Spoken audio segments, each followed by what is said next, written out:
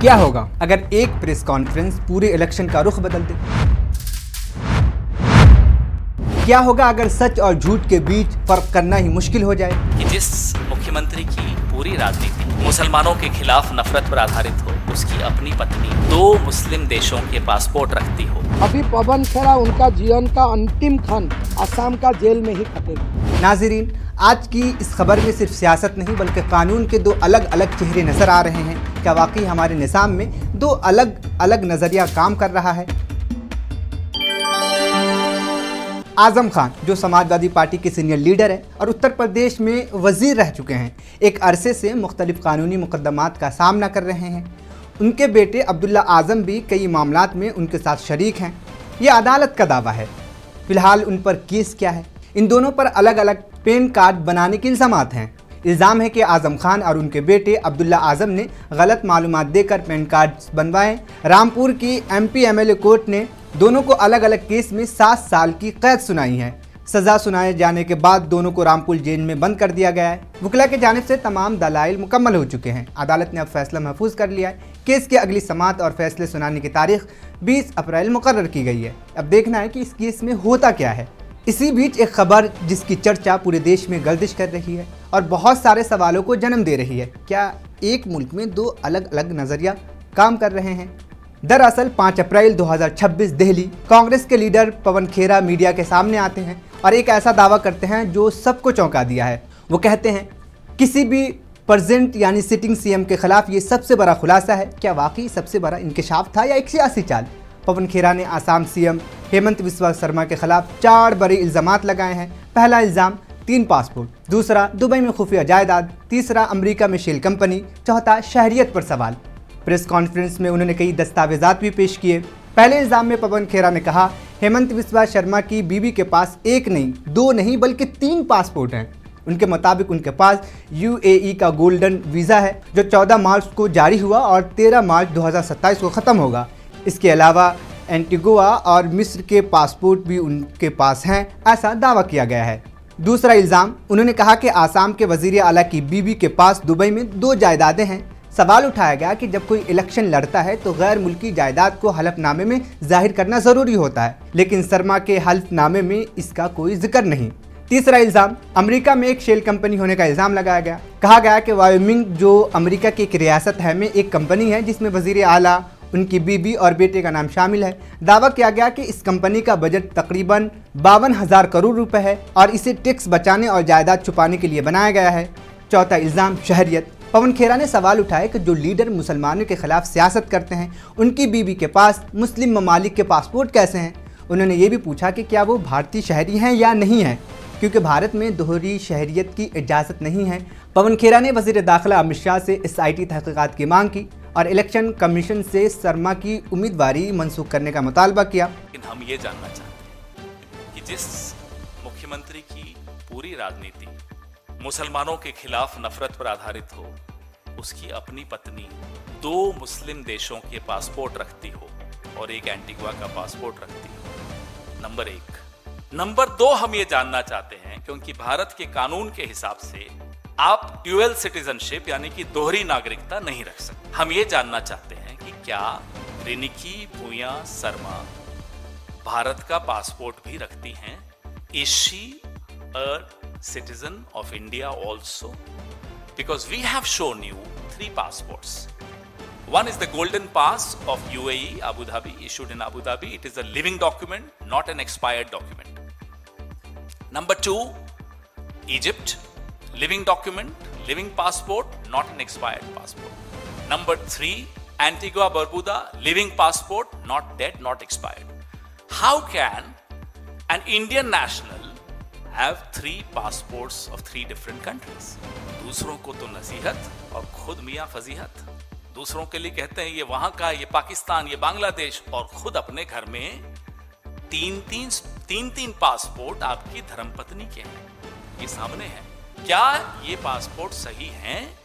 ये अब इन्हें बताना है। ये तो नहीं बताएंगे क्योंकि आगे हम कुछ और बताएंगे आपको जो इन्होंने नहीं बताया। क्या अमित शाह जो गृह मंत्री हैं और सुनते तो हैं, पूरा देश ये जानता भी है कि हेमंता बिस्वा शर्मा अमित शाह के दत्तक पुत्र हैं।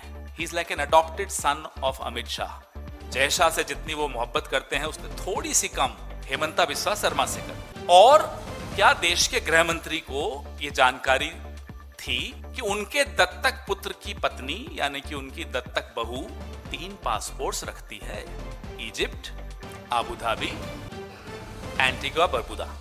गृह मंत्री जवाब दें कि क्या वो इस पे एसआईटी बिठाएंगे, क्या जांच करवाएंगे और हमारे सवाल का जवाब देंगे कि is she an Indian national, if she is fine, if she is not. How dare Himanta Biswa Sarma questions the nationalism and the nationality of others. विदेशों की प्रॉपर्टीज हैं, passports, 3 passports. How, why, are you a criminal? क्या आप कोई अपराधी है कि आपको 3-3 पासपोर्ट्स की जरूरत पड़ती है? कल मैं देख रहा था, रिसर्च कर रहा था फेसबुक पे, हेमंता बिस्वा शर्मा कह रहे हैं गौरव गोगोई के लिए, a law makers wife was not an Indian national for 12 years. अरे साहब, लॉ मेकर्स वाइफ तो छोड़िए, chief ministers wife is not an Indian national today. A sitting chief minister of a sensitive state, a border state is not an Indian national and if she is, it's illegal.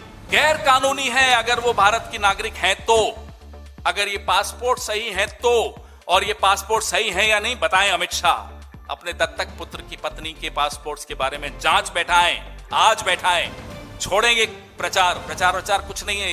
ये लुटेरों की सरकार है असम में, और ये तैयारी क्या है? ये तैयारी है फरार होने की। प्रेस कॉन्फ्रेंस के बाद मुल्क की तवज्जो इस मामले पर चली गई, लेकिन इसी रात गुवाहाटी में पवन खेरा के खिलाफ FIR दर्ज करवा दी गई, जो कि वजीर आला की बीवी ने करवाई। उन्होंने खबरदार किया कि बीजेपी हुकूमत आने के बाद खेरा को जेल जाना पड़ सकता है। इसके बाद सीएम हेमंता बिस्वा शर्मा का भी जवाब सामने आया। उन्होंने भी प्रेस कॉन्फ्रेंस की और कांग्रेस के इल्जामात को एक एक करके रद्द कर दिया। शेल कंपनी पर उन्होंने कहा कि वायमिंग में कोई भी शख्स चंद डॉलर में कंपनी रजिस्टर करवा सकता है। उन्होंने खुद भी 199 यानी $199 देकर एक कंपनी बनाई थी ताकि साबित कर सके कि ये आसानी से हो सकता है। उन्होंने कहा कि जिस कंपनी को कांग्रेस 1 साल पुरानी और 52,000 करोड़ बता रही है, वो दरअसल सिर्फ 48 घंटे पहले बनाई गई थी। पासपोर्ट और शहरियत पर जवाब देते हुए उन्होंने कहा कि पासपोर्ट में तकनीकी गलतियां हैं। एक ही पासपोर्ट में मुख्तलिफ तारीख है, वीज़ा नंबर किसी और शख्स का है, तारीख पैदाइश मेल नहीं खाती। उन्होंने दावा किया कि ये सब जाली दस्तावेजात हैं जो सोशल मीडिया से लेकर AI के ज़रिए तब्दील किए गए हैं। जायदाद के कागजात पर उन्होंने कहा जिस प्रॉपर्टी के कागजात दिखाए गए हैं उनका QR कोड स्कैन करने पर कोई सरकारी रिकॉर्ड नहीं मिलता, इसलिए वो मशकूक हैं। कांग्रेस पर जवाबी हमला करते हुए हेमंता बिस्वा शर्मा ने कांग्रेस लीडर गौरव गोगोई पर भी संगीन इल्ज़ामात लगाए। पाकिस्तान के दौरे को मशकूक बताया। कहा कि उन्होंने हसास मालूमात पर सवाल उठाए। उनकी बीवी के पाकिस्तानी कंपनी से ताल्लुकात का भी जिक्र किया।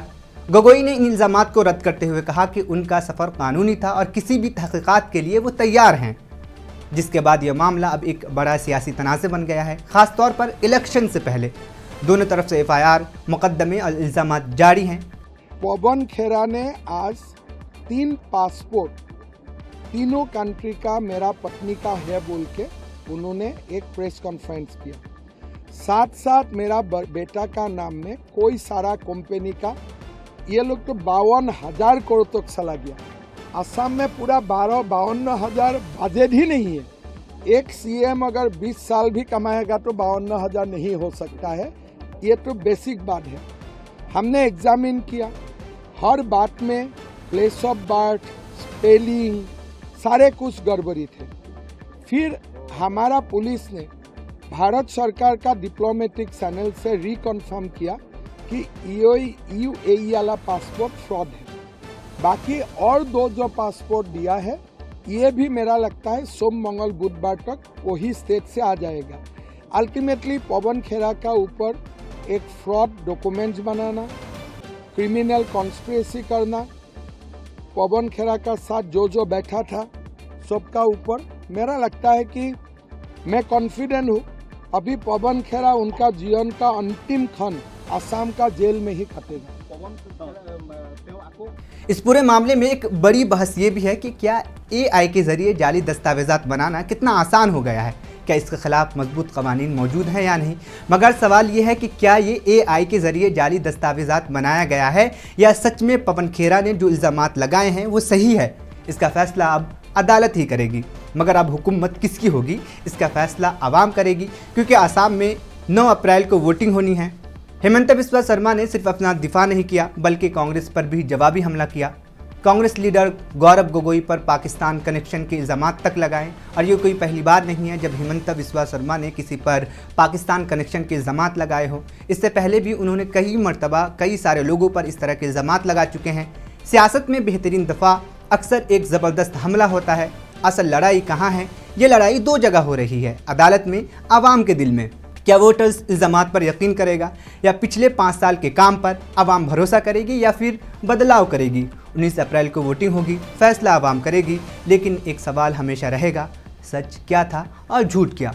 इलेक्शन जीतने से ज़्यादा ज़रूरी है सच का जीतना। आपका इस खबर पर क्या ख्याल है? आप अपनी राय हमारे कमेंट बॉक्स में दें और अगर आप हमारे चैनल पर नए हैं तो आप मुंसिफ टीवी को फॉलो कर लें। इस खबर को रिकॉर्ड किया है हमारे साथी अली खान ने। मैं शहबाज, शुक्रिया।